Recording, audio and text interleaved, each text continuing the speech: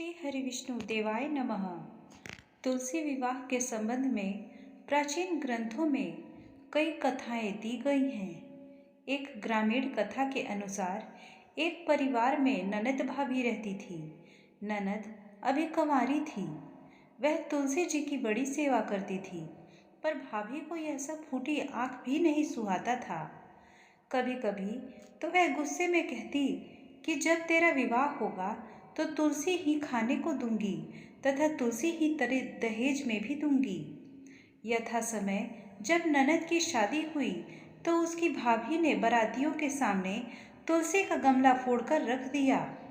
भगवान की कृपा से वह गमला स्वादिष्ट व्यंजनों में बदल गया। गहनों के बदले भाभी ने ननद को तुलसी जी की मंजरी पहना दी तो वह सोने के आभूषणों में बदल गए। वस्त्रों के स्थान पर तुलसी का जनेऊ रख दिया तो वह रेशमी वस्त्रों में बदल गया। ससुराल में उसके दहेज आदि के बारे में बहुत बड़ाई हुई। इस पर भाभी को बड़ा आश्चर्य हुआ और तुलसी जी की पूजा का महत्व उसकी समझ में आ गया।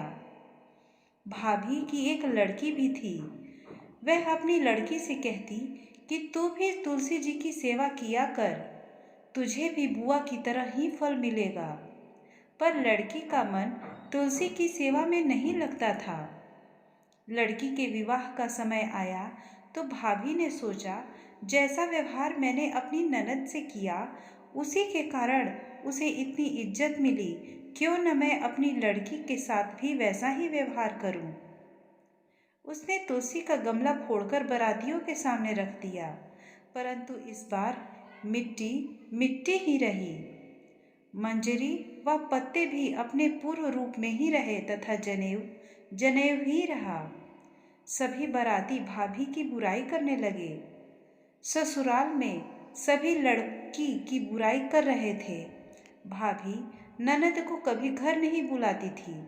भाई ने सोचा कि मैं ही अपनी बहन से मिलाऊं। उसने सोचा, अपनी इच्छा पत्नी को बताई और सौगात ले जाने के लिए कुछ मांगा तो भाभी ने थैले में ज्वार भरकर कहा, और तो कुछ है नहीं, यही ले जाओ।